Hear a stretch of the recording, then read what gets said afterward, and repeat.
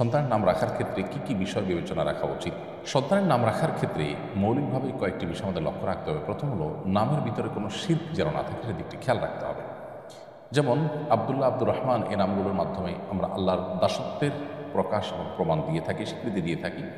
এখানে যদি এমন কোনো নাম থাকে যেমন আব্দুল উজ্জা, আব্দুল অমুক তমুক, এমন কিছু থাকে যেগুলো আসলে শিরকের পর্যায়ে যায়, তাহলে সেক্ষেত্রে সেরকম নাম রাখা যাবে না। আল্লাহ ছাড়া অন্য কারোর গোলাম হিসাবে কেউ নিজের নাম রাখবে, যেমন আব্দুল মুস্তফা রাখলো, মুস্তফার গোলাম। তো সেক্ষেত্রে এরকম শিরকপূর্ণ নাম থেকে আমাদের বিরত থাকতে হবে, এগুলো রাখা থেকে। দ্বিতীয়ত, অমুসলিমদের সঙ্গে যে সমস্ত নামগুলো তাদের সাথে সামঞ্জস্যতা রাখে বা তাদের বিশেষণ আছে, এরকম নাম মুসলমানদের সন্তানদের জন্য রাখা এটিও নিষিদ্ধ এবং নাজায়েজ। এবং সেই সাথে যে নামের অর্থ মন্দ, সেটার অর্থের মধ্যে খারাপ কিছু আছে সেটা। আর 4 নম্বর হলো, যেই নামের মধ্যে অহমিকা প্রকাশ পায় এরকম কিছু, বা নিজের বড়ত্ব এবং পবিত্রতাকে প্রকাশ করবার জন্য নাম ধারণ করা, সেগুলো মূলত নিষিদ্ধ। এই মৌলিক বিষয়গুলোকে মাথায় রেখে যদি আমরা নামকরণ করি, ইনশাআল্লাহ ঠিক আছে। কোনো ব্যক্তির নামের মধ্যে পুততা, পবিত্রতা, তার ভালো দিক প্রকাশ হতে পারে, সেটা সমস্যা নেই।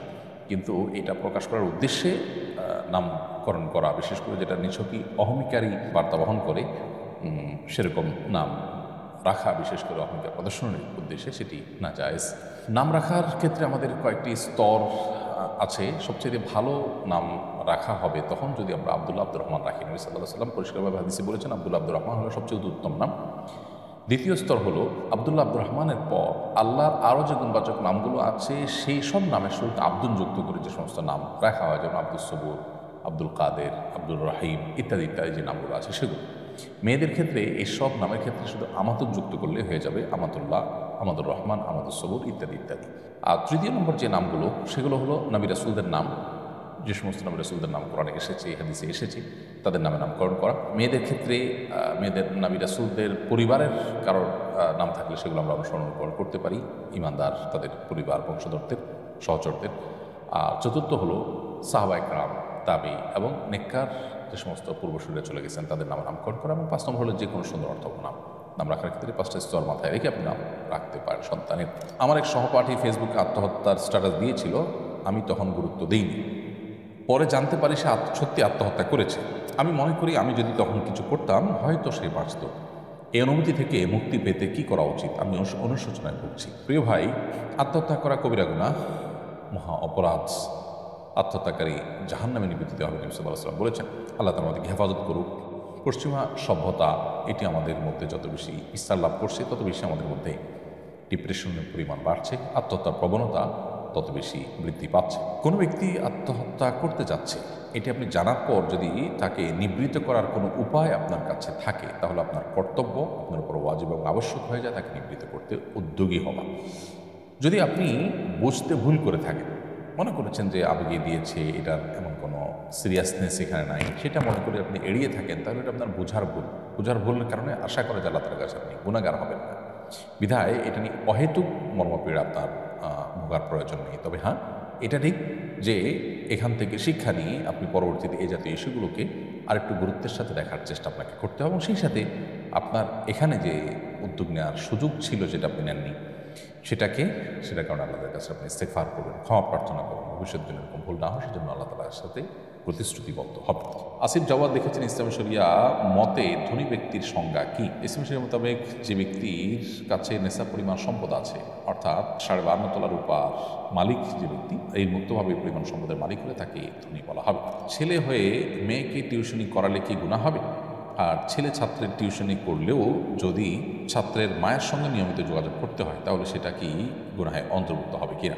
আপনি প্রাপ্তবয়স্কা মেয়েকে, কিংবা প্রাপ্তবয়স্ক হওয়ার কাছাকাছি যেটা দেখতে প্রাপ্তবয়স্ক হওয়ার মতো হয়, সেরকম মেয়েদেরকে পড়ানোটা আপনার জন্য গুনাহের কথা। যদি পর্দার মধ্যে রেখে পড়াতে পারেন এবং অন্যান্য মেয়েদের সাথে পড়ান, এবং সেক্ষেত্রে ফিতনা থেকে আপনি নিজেকে সেভ করার জন্য শত চেষ্টা করেন এবং আপনি টিকে থাকতে পারেন, তাহলে সেটা করতে পারেন। কিন্তু পর্দার বিধান লঙ্ঘন করে যদি পড়ান, সেটা গুনাহের ব্যাপার হবে। আর শিক্ষার্থীর মায়ের সাথে, ছাত্রীর মায়ের সাথে যোগাযোগ করার যে ব্যাপারটা, সেটাও প্রয়োজন যতটুকু হয় ততটুকু ধরুন টেক্সট মেসেজ আদান প্রদান করার মাধ্যমে প্রয়োজন পূরণ হতে পারে, তাহলে সেটুকু করবেন। প্রয়োজনের বাইরে যোগাযোগ করা বা সীমা ছাড়িয়ে যাওয়া সেটা হলো নাজায়েজ এবং গুনাহের কথা। অতএব প্রয়োজনের মধ্যে আপনি নিজেকে রাখলে সেটা ঠিক আছে। সুমাইয়া লিখেছেন, কিছুদিন ধরে আমার মনে হয় আল্লাহ আমাকে কেন সৃষ্টি করেছেন? আমার মৃত্যুর পর জান্নাত বা জাহান্নাম থাকবো, আমরা মৃত্যুর পর জান্নাতে বা জাহান্নামে থাকবো, কিন্তু তারপর কি হবে? জীবন কি কখনো শেষ হবে না? জান্নাতে কি আপনজনের দেখা হবে? এসব ভাবলে আমি খুব অস্থির হয়ে পড়ি এবং মানসিকভাবে কষ্ট পাই। এবার ইসলাম কি বলে, আমি কীভাবে মানসিকভাবে স্থির থাকতে পারি? আপনি আল্লাহ তাআলার কাছে দোয়া করবেন, আল্লাহ যেন শয়তান থেকে, শয়তানের ওয়াসওয়াসা থেকে আপনাকে হেফাজত রাখে। কারণ শয়তান মানুষের মধ্যে এ ধরনের অস্থিরতা তৈরি করে এবং শয়তান মানুষকে নানাভাবে বিচলিত করে, বিভ্রান্ত করে। এই জন্য আপনি দেখবেন নামাজের শুরুতে, কোরআন তেলাওয়াতের শুরুতে, এমনকি সন্তান জন্মগ্রহণ করার পর শুরুতে তার জন্য দোয়া করা, সব ক্ষেত্রেই কিন্তু শয়তান থেকে পানা চাওয়ার দোয়া রয়েছে। পদে পদে নবী করিম সাল্লাল্লাহু আলাইহি ওয়াসাল্লাম কেন আমাদেরকে শয়তান থেকে পানা চাইতে বলেছেন আল্লাহর কাছে? কারণ শয়তান আমাদেরকে এইভাবে নানাভাবে ক্ষতিগ্রস্ত করে। আউযুবিল্লাহি মিনাশ শাইতানির রাজিম বিশেষ পড়বেন, ইনশাআল্লাহ আপনার এই মানসিকতা দূর হবে। এছাড়া আপনি কোনো রাখি স্বর্ণাপন্ন হয়ে রুকিয়াও করতে পারেন, ইনশাআল্লাহ শয়তানের থেকে আল্লাহ তাআলা আপনাকে হেফাজত রাখবেন। সেই সাথে আখিরাতের সাথে দুনিয়াকে আমরা মিলিয়ে মূলত এই ভুলগুলো করে থাকি। দুনিয়াতে আমরা যেভাবে ভাবি, আমরা আখিরাতটাকে সেরকম ভাবলে তখন এই ধরনের বিচলিত হওয়ার বিষয়গুলো আমাদের সামনে আসবে। কিন্তু যদি আমরা এই ইয়াকিন রাখি যে আখিরাতের সাথে দুনিয়ার সাথে কোনো তুলনা চলে না, আখিরাতের জগৎটা, অদৃশ্যের জগৎটা সম্পূর্ণ ভিন্ন। আমরা যদি শুধুমাত্র পৃথিবীতে আমরা যারা বসবাস করছি, আমরা যদি মহাশূন্যে, মহাকাশে যে বাস্তবতা, সেটার সাথে পৃথিবীর ধরাপৃষ্ঠের বাস্তবতা দুইটাকে আমরা তুলনা করতে দেখব বহু বেশ কম। তাহলে সেক্ষেত্রে অনন্ত অসীমকালের যে আখিরাত, পরকাল, যেটা মানে লোক চক্ষুর আড়ালে, যেটা এই দৃশ্যমান জগৎ যেটা আছে, এই মহাসৃষ্টি, মহাশূন্য, এই পৃথিবী, এই জগতের বাইরের জগতে, সেই জগতের পুরো বিষয়টা সম্পূর্ণ ভিন্ন হবে। তখনকার কিয়ামতের একদিন হবে দুনিয়ার শত শত হাজার বছরের সমতুল্য। সেটার সাথে দুনিয়ার কোনো কিছুর তুলনা হবে না। জান্নাতে গেলে সেখানে আমাদের কোনো কষ্ট হবে না, সেখানে প্রিয়জনদের সাথে দেখা হবে। জাহান্নামে গেলে অনন্তকাল জাহান্নামে থাকতে হবে। সেই জন্যই তো আমরা জাহান্নাম থেকে বাঁচার পদ্ধতিতে থাকবো, আল্লাহ প্রতি ঈমানের পথে থাকবো ইনশাআল্লাহ। মাহমুদুল হাসান আপনি লিখেছেন, শারীরিক প্রতিবন্ধিতার কারণে পরনির্ভরশীল ব্যক্তির বিয়ের বিধান কি? তারা কি বিয়ে করতে পারবে? প্রতিবন্ধকতা এটা বিবাহের জন্য বাধা নয়। শারীরিক প্রতিবন্ধকতা নিয়েও কেউ চাইলে বিয়ে করতে পারেন। এক্ষেত্রে দুটি বিষয় লক্ষ্য করতে হবে। প্রথমত, যার শারীরিক প্রতিবন্ধকতা আছে, তার প্রতিবন্ধকতা তার স্ত্রীর হক আদায়ে যেন প্রতিবন্ধক না হয়। এমন কিছু প্রতিবন্ধকতা আছে যেগুলো সত্ত্বেও তিনি স্ত্রীর হক আদায় করতে পারেন। ভরণ পোষণের বিষয়টা হলো, তিনি তার ভরণ পোষণ নিজে দিতে না পারলে তার পক্ষ থেকে তার বাবা, ভাই, অন্য কেউ যদি দায়িত্ব পালন করেন, তাতেও হয়ে যাবে। অথবা স্ত্রী যদি বলেন যে না, ভরণ পোষণের পরে আমার এত চাপাচাপি নেই, বরং আমি নিজে সেটা অ্যারেঞ্জ করব, তাতেও কিন্তু বিয়ে বিশুদ্ধ হয়ে যায়।